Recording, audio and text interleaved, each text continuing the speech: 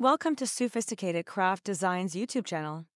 Today we will be sewing my latest pattern, the Odyssey pack. Let's take a look at the key features of the Odyssey pack. The idea for the Odyssey pack came to fruition when my daughter requested for a school backpack that can accommodate a detachable lunchbox. Designed with versatility in mind, the Odyssey pack serves multiple purposes. The grab handle and D-ring on the Odyssey pack are seamlessly sewn, ensuring a smooth transition to any detachable hooks or straps. Inside, you will find a clear or mesh zipper pockets with the option for an additional zipper pocket if needed. Adjusting the depth of the Odyssey pack is made simple with the mathematical guidelines provided in the pattern instructions under customization and recommendations. Perfect for those on the go, the Odyssey pack can accommodate most lunchboxes. It's not just limited to school use, it can also serve as a toy organizer, store medical supplies, or function as an all-purpose pouch. This pattern demonstrates two binding methods: fold over and bind over. If you're new to this, don't stress about the rounded corners and binding. I've simplified the methods into easy-to-follow steps, which also cover how to handle rounded corners. If you are sewing the Sewfisticated toe pack, you will find it fits perfectly on the detachable hooks. Use Adobe Reader to print the pattern pieces at 100% or actual size. Measure to confirm the correct printing size of your pattern pieces. Refer to page 2 of the pattern pieces file for the pattern overview. There are a few pieces that require the diamonds to be lined up. The in-between lines should overlap. You should only see one line. Measurements are given both in imperial inches and metric cm units. Since all the pattern pieces are rectangular in shape, if you prefer to cut the fabric using measurements with a ruler, you can print the template for the rounded corners on file number to pattern pieces page 3 to 4. Let's review the pattern pieces needed. You'll require 2 pieces for each of piece A main panel, piece A1 lining, and piece A to stabilizer. The exterior of the zipper gusset has 2 pattern pieces options. Either cut a single whole piece or sew 2 pieces together according to step 1. You can choose between cutting 1 piece B or 2 pieces of piece BB. This is particularly useful if your fabric supply is limited. If you're considering any fabric with print placement, keep in mind that the seatbelt webbing will be positioned in the center. 1 each for piece B1 zipper gusset lining and piece B to stabilizer. Z1 zipper to zipper pulls. For rivets to D-rings and seatbelt webbing, we're using 1-inch hardware for this project. You'll need 1 piece each for piece C exterior, piece C1 lining, and piece C to stabilizer for the base. You have the option to include 2 interior pockets depending on your preferences. You can add another mesh fabric pocket if you are using either clear or jelly vinyl. Alternatively, you can choose to include just a mesh pocket. In this case, you will omit Z3 zipper and piece D1 mesh fabric. You'll also only need 1 piece C zipper tab. In this video tutorial, I'll show you how to make a zipper pocket using jelly vinyl, as well as an additional mesh zipper pocket.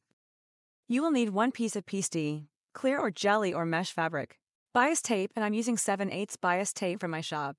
1 piece of piece D1 mesh fabric. 1 piece of Z2 and Z3 zipper. 2 pieces of piece Z, zipper tab, and 2 pulls. Label tag if you have any. If you're using mesh fabric for piece D as highlighted earlier, you can omit piece D1 mesh fabric, Z3 zipper, and the zipper tab and pull. The zippers I'll be using for this video tutorial are all number 5 nylon zippers by the yard. 2 binding methods are taught in this pattern. Method 1 steps 24 to 25 uses a fold-over method, where the bias tape is wider, making it suitable for binding over multiple layers. On the other hand, method 2 steps 26 to 28 uses a bind-over method, using a slimmer bias tape 7/8 to 1 inch wide, which is ideal for thinner layers. You can use on fold-over elastic or cut your WPC without PVC coating. Select the stabilizer based on the intended usage of the Odyssey pack. For an insulated lunchbox, place the insulated foam between the exterior and lining layers. After sewing the webbing, it is not recommended to sew directly through insulated foam for a lunchbox. For a toy organizer, first aid kit, or an all-purpose pouch, you can insert either sew-in or self-adhesive stabilizer, depending on your preference for a structured pouch and material you use. I used a Sewfisticated foam light as self-adhesive foam, which is similar to Decavil light on all the panels, and Sewfisticated foam heavy for the base. If you use cotton woven, cotton lycra, cotton canvas, it is recommended that you fuse your interfacing prior to cutting to prevent shrinkage. We'll delve further into the stabilizer at a later stage in the video tutorial. Without further ado, let's get started.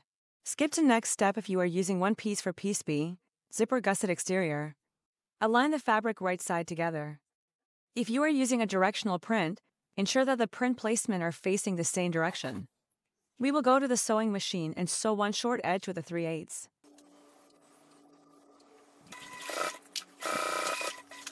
Snip the seam allowance corners, flatten the seam allowance and turn the fabric right side out.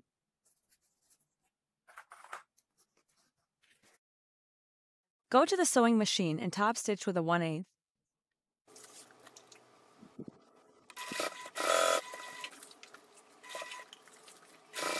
Your zipper gusset is now ready for the next step, stabilizer.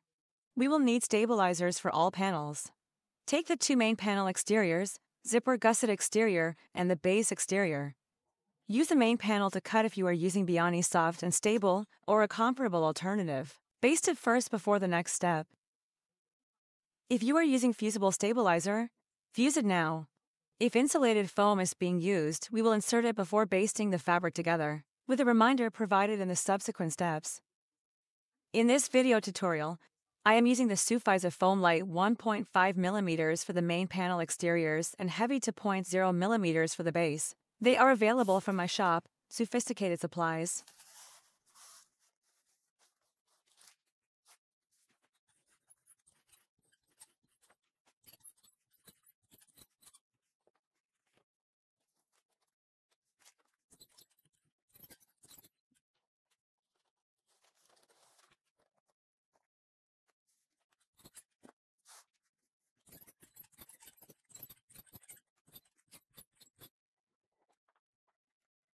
Mark the center points for all the pieces.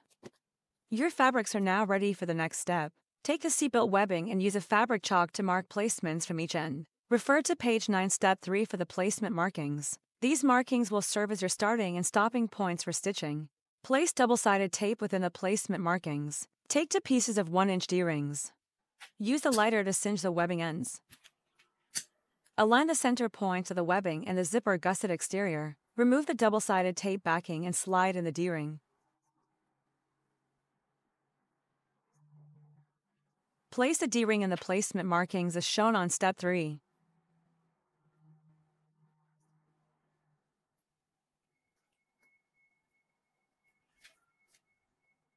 Repeat the same for the other webbing end and remaining D-ring.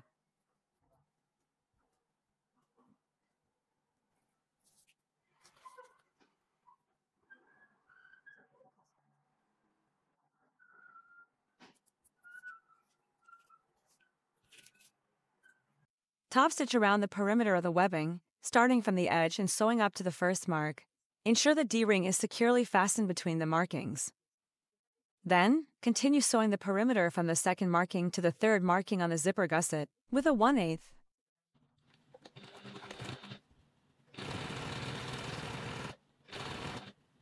To avoid skip stitches on the corners, stop at the corner, and with your presser foot down, hand crank and lift the needle up halfway to hook the bobbin thread. Turn the fabric and continue to sew.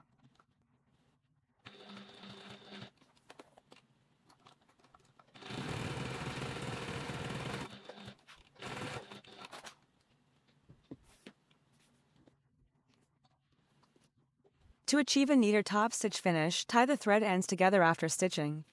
Start by leaving an ample tail of thread at the starting stitch, avoiding backstitching.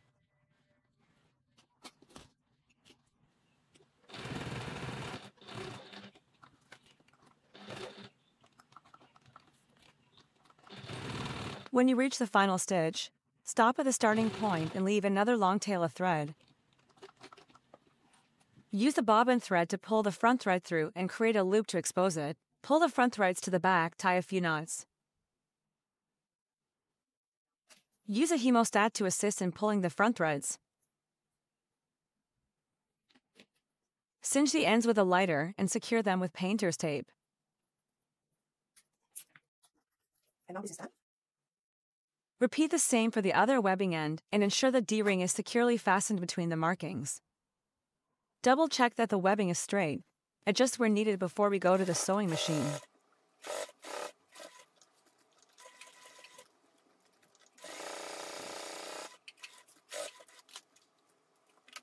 Ensure that there is sufficient thread on your bobbin for the top stitching.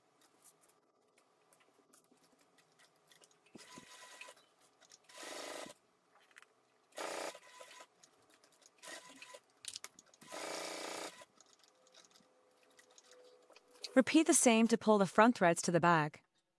Cinch the ends and secure with the painter's tape.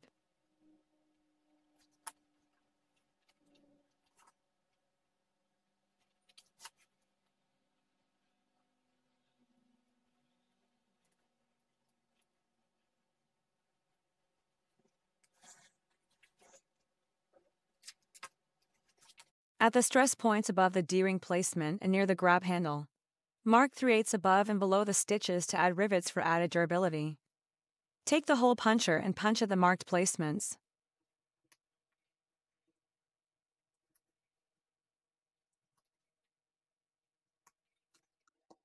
Since I am punching into webbing, I use fabric glue to prevent any fraying. It helps to further reinforce the rivets. If your rivet posts are longer than needed or using the insulated foam, add scrap pea as a stabilizer.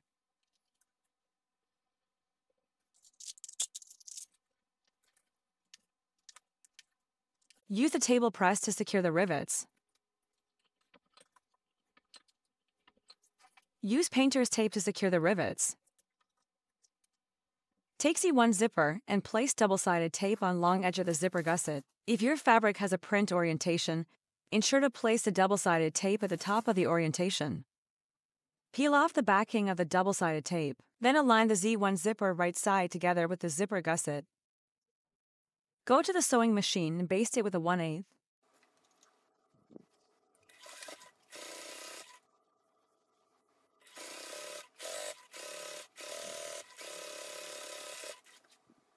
Place the double-side tape on the wrong side of the Z1 zipper. Align the zipper gusset lining right side together with the wrong side of the Z1 zipper.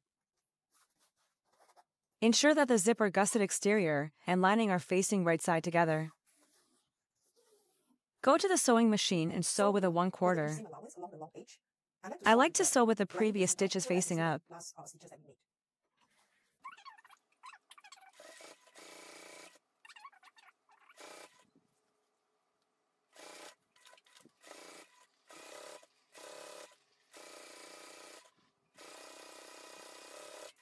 Turn the lining right side out and flatten the fabric wrong side together.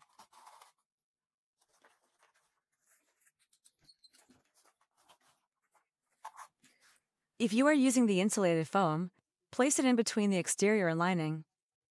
Be sure to align the foil side towards the lining. Secure the fabric wrong side together with clips. Go to the sewing machine and top stitch the perimeter with a 1/8.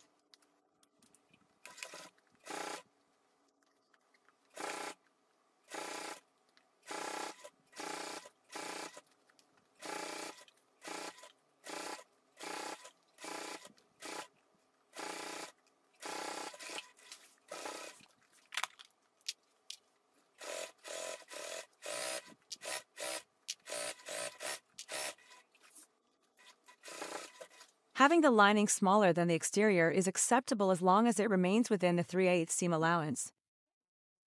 Ensure that your zipper gusset maintains the same measurement as specified on page 10, step 9. Insert the 2 zipper pulls. A helpful tip for inserting the zipper pull is to snip off a few teeth at the top of the zipper. This alteration makes installing the zipper pull much easier. By snipping off a few teeth and widening the zipper tape, you create an easier pathway for installing the zipper pull. Take PC1 base lining and place it right side together with the zipper gusset lining. The height of the base and zipper gusset should be the same measurements. Go to the sewing machine and baste it with a 1/8. Take PC base exterior and place it right side together with the zipper gusset exterior. Double check that the print placement of both the zipper gusset and base align with the same orientation. Go to the sewing machine and sew it with a 3/8.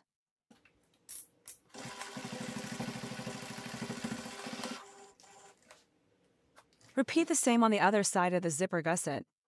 Line up the base lining first. Go to the sewing machine and baste it with a 1/8.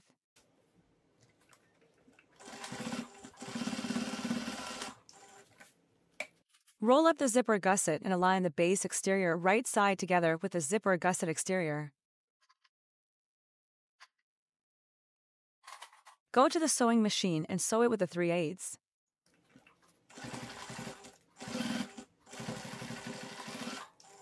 Trim off the excess zipper tape and exterior fabric to reduce bulk.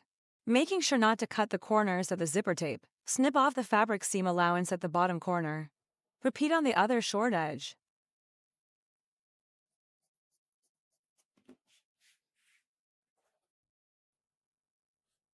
So right now, Insert the insulated foam or Peltex if you are using one. Go to the sewing machine and top stitch the perimeter it with a 1/8.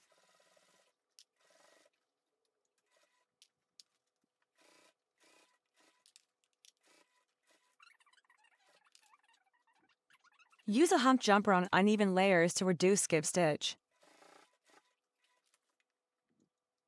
Your zipper gusset with base is now ready for the final assembly. Put it aside for now. We are at interior zipper pocket assembly. step 13. Take PC zipper tab and cut equally into 4 pieces.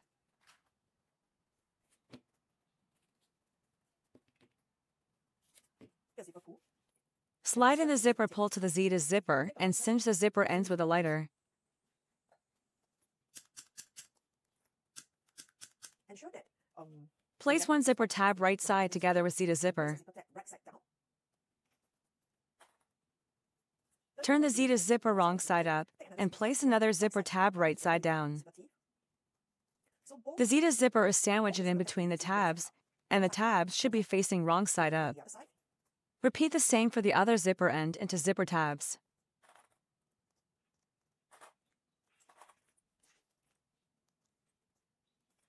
Ensure that Go to the sewing machine and sew the 2 ends with a 3/8. 3/8 seam allowance. And then Once open up done, the turn the tab zipper tabs right side up. and we'll base the Top tab stitch and base the zipper tab perimeter with a 1/8.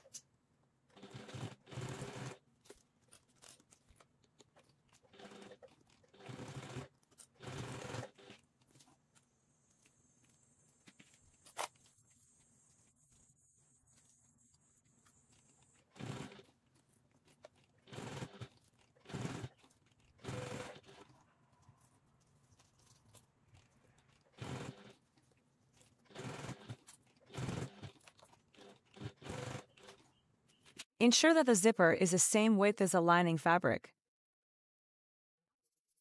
If you are using mesh fabric for piece D, skip this step. Take C3 zipper and the remaining zipper tab. Repeat the same steps as previously done for the Z to zipper when working with the Z3 zipper. Z2 and Z3 zippers are now done. Keep Z to zipper aside first. Take piece D1 mesh fabric and place double-sided tape on both sides of the top edge. Place the top edge of the mesh fabric at the center line of bias tape. Then, fold the bias tape over to conceal the raw edges of the mesh fabric.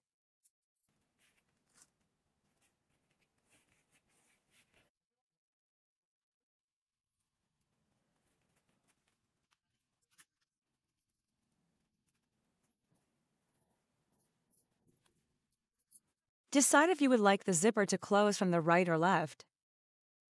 Because I'm right-handed, I prefer the opening to be on the left side.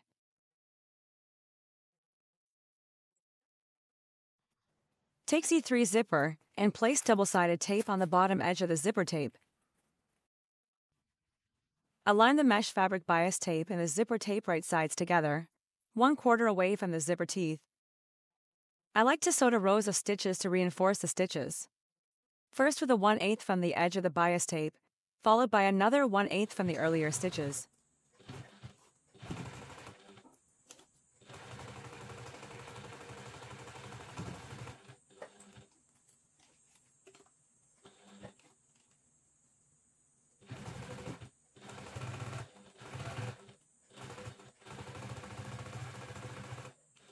Your D1 mesh pocket is now done, put it aside first. Take piece D clear vinyl, mark and cut to inches from the top edge. Repeat the same as earlier on the mesh fabric. Place the double-side tape at the both sides of the long straight edges. And align the bias tape to cover the raw edges. If you have a label tag, baste it at least 1 1/4 away from either long edge of the bottom piece. Repeat the same for the top piece. If you do not have any double-side tape, go to the sewing machine and top stitch with a 1/4. Take C to zipper with tab and place double-sided tape on the long edges of the zipper tape. Align and secure the clear vinyl to the zipper tape, both facing right side up. If you don't have double-sided tape, align the bias tape with the zipper tape, 1/4 away from the zipper teeth, then proceed to top stitch with a 1/8.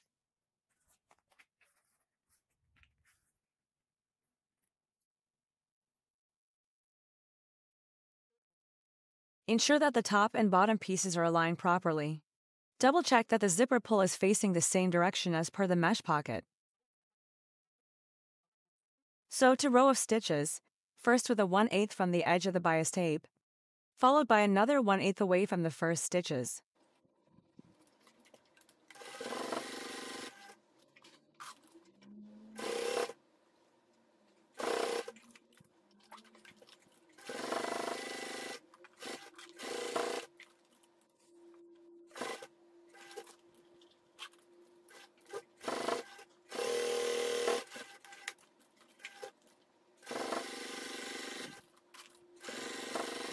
Trim the excess bias tape.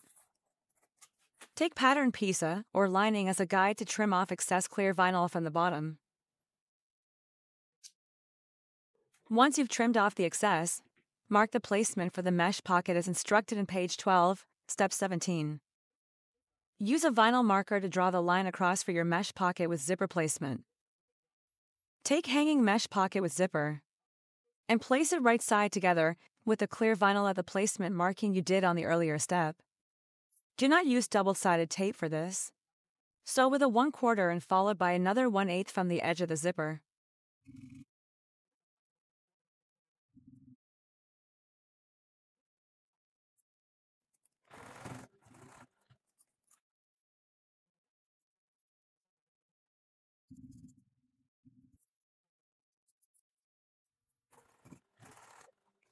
Fold the mesh pocket to the bottom of the vinyl, secure with clips. Go to the sewing machine and baste the sides and bottom with a 1/8.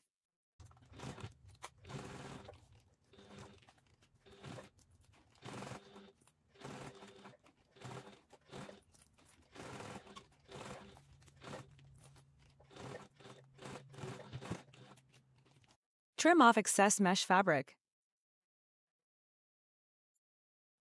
Your clear vinyl with mesh zipper pocket is now done and ready for the main panel assembly. We are on page 13, step 19. If you do not have any logo tag, skip to the next section. If you are using an insulated foam as a stabilizer, use a scrap of stabilizer for the prongs. You will need a fray stop if you are using fabrics such as cotton woven, painter's tape, seam ripper, washer, marker, and a ruler. There is no hard and fuss rule where you should put your logo tag. When working with fabric featuring a print placement, be mindful of selecting a location that allows the characters or design to remain visible and unobstructed, with at least 2 inches away from the edges. Use a logo tag washer as a guide and mark the holes where your logo tag prongs go through. Use a seam ripper to cut the to marks. Cut just wide enough for the prongs to slip in. Apply some fray stop glue for fraying fabric to the slits and insert the prongs through the holes, followed by the washer and press the prongs out not inwards to reduce bulk. Use a piece of painter's tape to secure and smooth out any rough edges. Your front panel with logo tag is now done. Place the exterior wrong side up, lining right side up. Clear vinyl with mesh zipper pocket facing right side up on top of the lining. The print direction for the clear vinyl and front panel should be facing the same orientation. If you are using insulated foam, place it in between the exterior and lining. The reflective foil should be facing towards the lining. You can also opt to have the insulated foam without any lining, as what tester Yin Ying has made for her Odyssey pack. Use clips to secure the fabric together. We will go to the sewing machine and baste the perimeter with a 1/8 seam allowance. Use a longer stitch length to baste. I am using 6 mm on my sewing machine.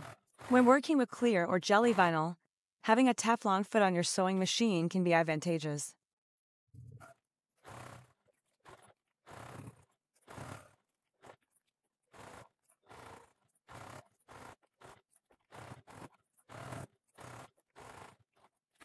Put the front panel aside first. Take the back panel and the zipper gusset with base. Turn the zipper gusset with the lining facing out. Align the base exterior to the bottom of the back panel.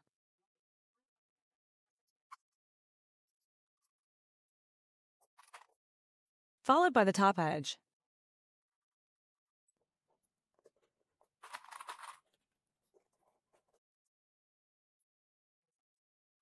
And the two sides. Using staples at the center points is helpful in preventing fabric from shifting.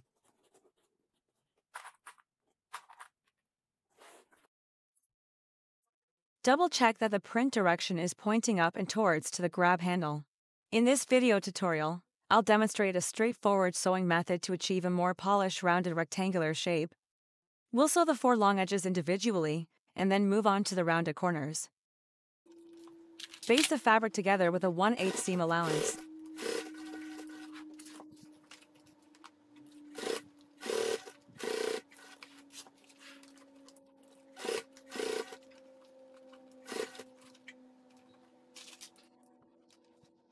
I rely on my trusty hemostat to maneuver fabric in tight corners.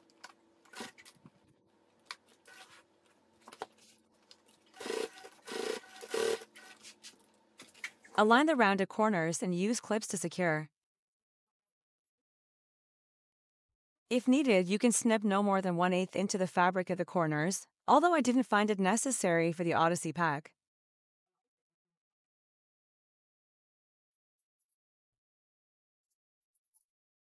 We will go to the sewing machine to baste the corners with a 1/8 seam allowance. Using a smaller stitch length to 0.5 millimeters, when sewing the corners can help to smoothly bring the fabric layers together and prevent puckering.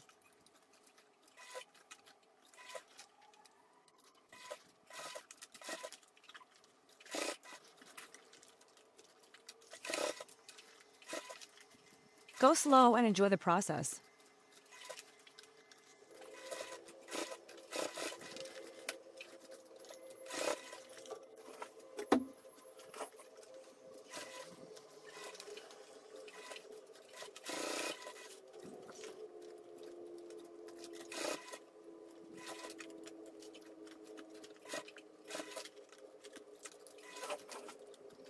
Check that there are no puckers before proceeding.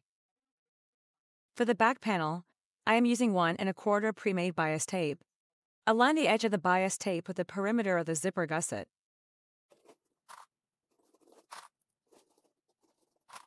If you prefer, you can align it while you sew, which is my preference as well.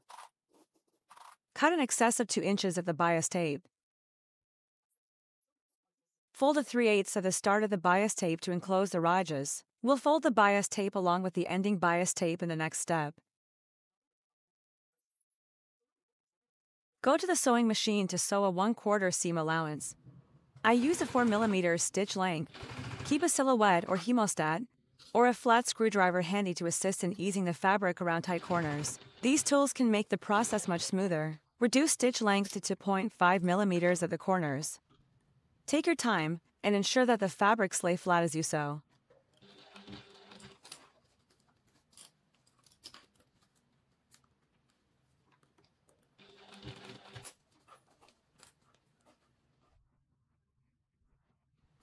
Don't forget to adjust your regular stitch length after sewing the corners. While sewing, make sure to align the bias tape with the gusset.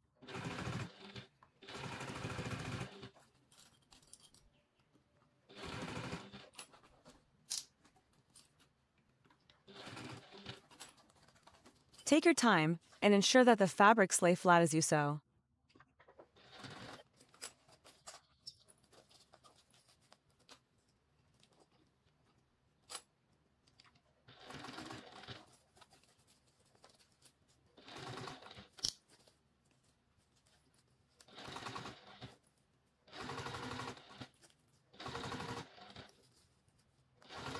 If you're comfortable, remove the clips as you sew. This can make sewing the bias tape much easier.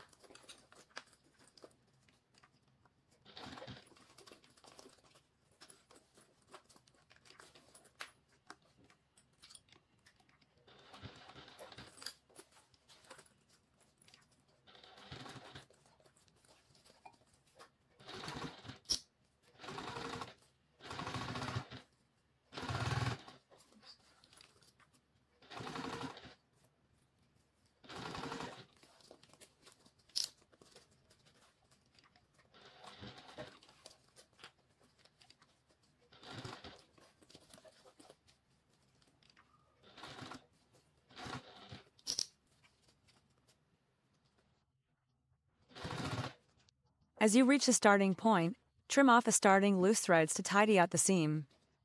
At the same time, inspect the earlier stitching to ensure it's secure and neat. Leave at least 1 inch excess bias tape and overlap it with the start of the bias tape at the end. Trim off any excess bias tape. Remember to backstitch.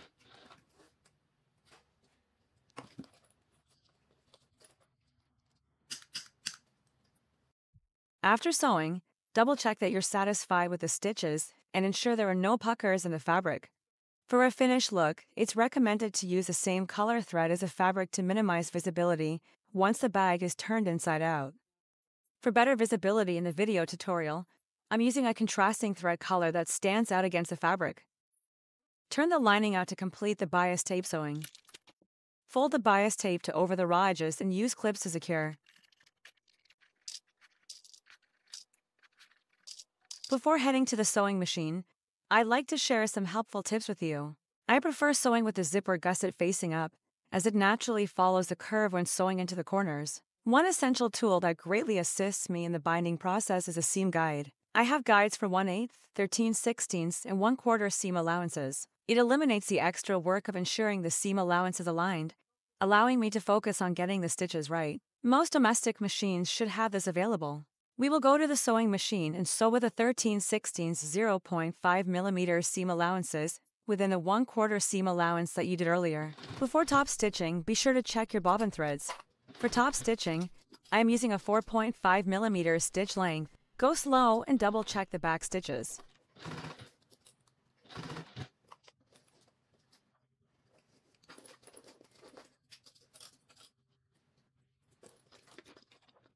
If you have an extension table, use it for ease of sewing as it eliminates the need to support the weight of the bag.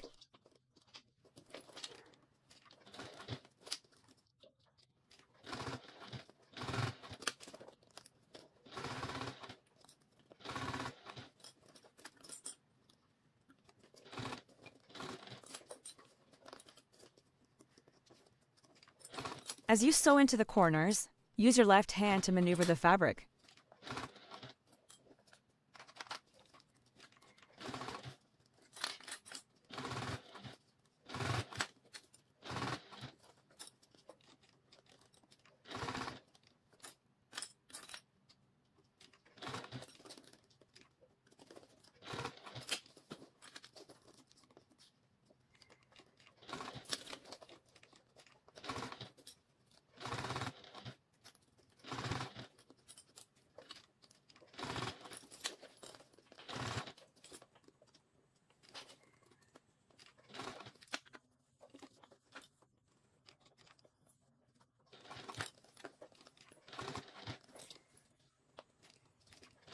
Trim off any excess starting stitches and remember to backstitch for added security.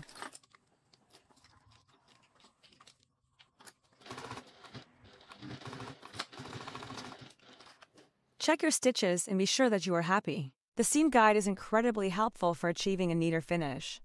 However, don't worry if your binding stitches aren't perfectly straight, since they're on the inside, and if you use the same color thread as the fabric, they're hardly noticeable. Once you are happy with the stitches, turn the lining right side out. Take the front panel and start clipping from the base right side together.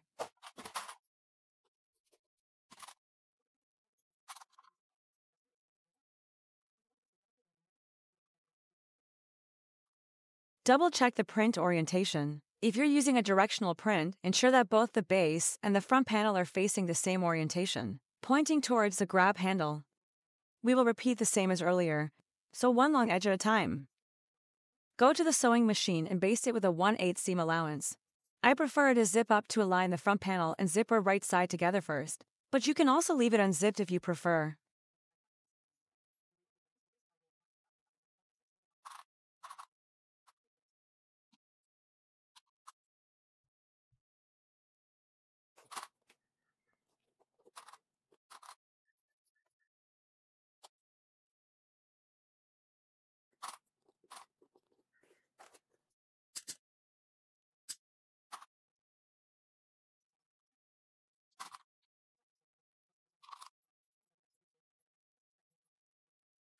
If you need to snip into the zipper to fit in the front panel, ensure to snip less than 1/8 and then use a lighter to cinch the zipper tape. In this instance, the zipper gusset and the zipper tape fit perfectly together. Once you're happy with the alignment, unzip the zipper. We will go to the sewing machine to sew the long edges with a 1/8 seam allowance. We'll repeat the earlier steps and sew the long edges first before sewing the rounded corners. However, if you're comfortable, feel free to sew the whole perimeter with a 1/8 seam allowance.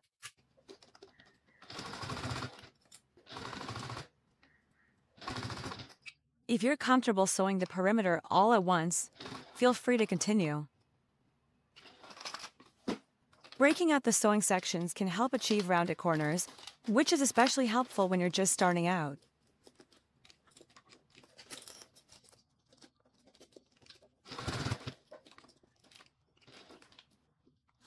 Go slow and align the zipper at the same time.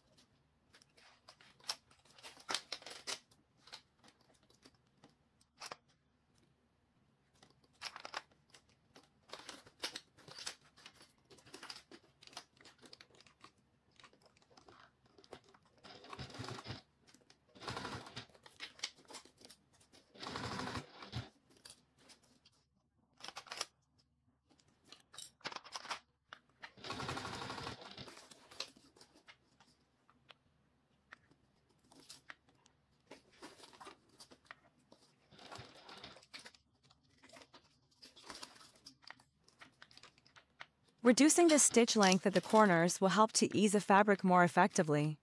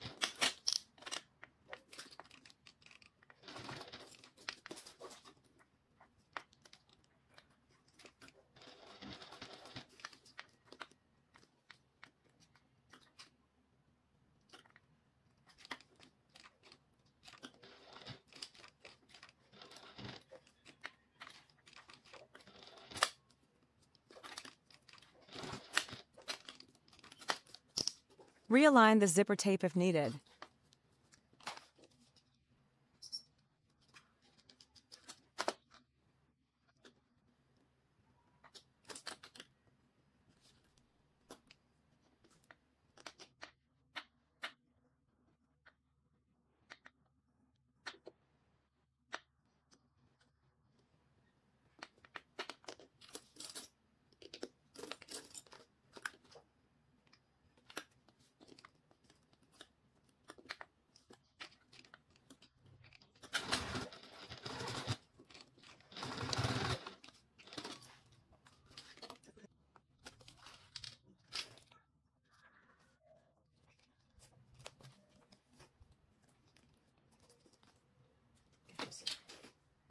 The last rounded corner.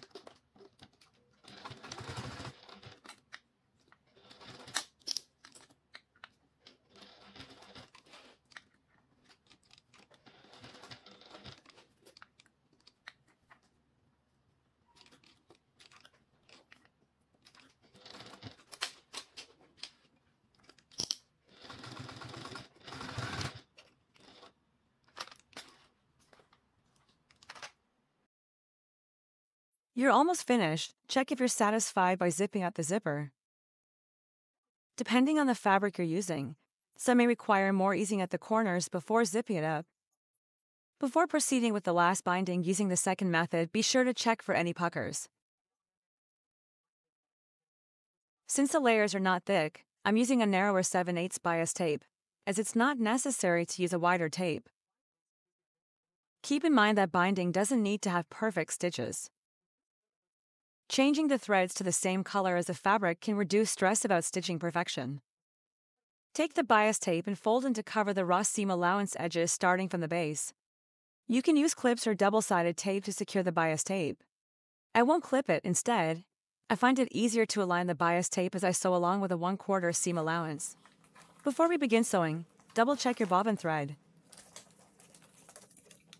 I prefer to align the bias tape against the seam allowance while ensuring that it's snug and the layers are flattened. I don't backstitch at my starting point since I'll sew over it at the end stitches.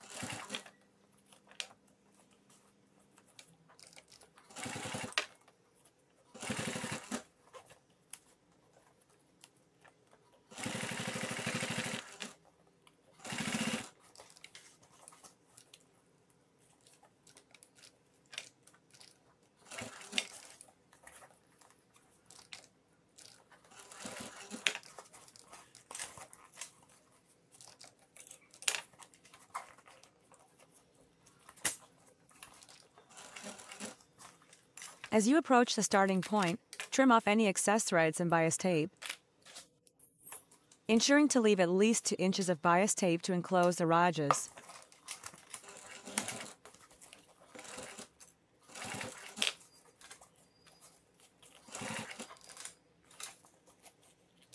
Fold to 3/8 to hide the raw edges.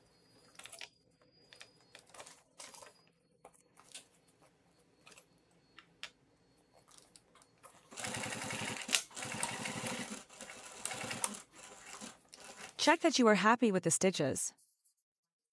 Flex the binding inwards, especially at the corners, before zipping it up.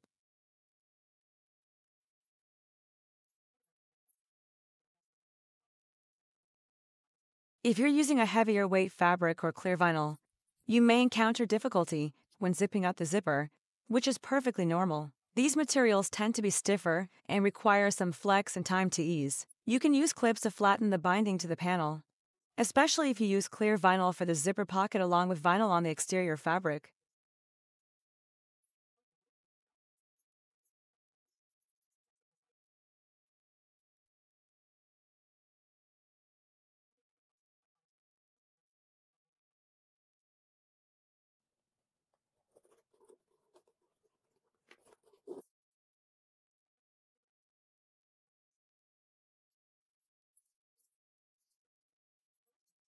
Use those clips without claws if you are using vinyl. There you have it. Your Odyssey pouch is complete. I hope you found the process as enjoyable as I did.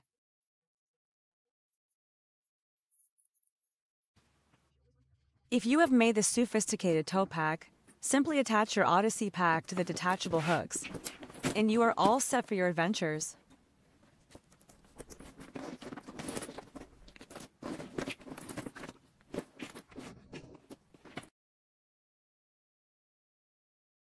Thank you for watching. Please help to like and subscribe. I can't wait to see your creations. Remember to tag me at the social media. Participate in the Share Your Make Challenge giveaway over at the SCD Facebook group.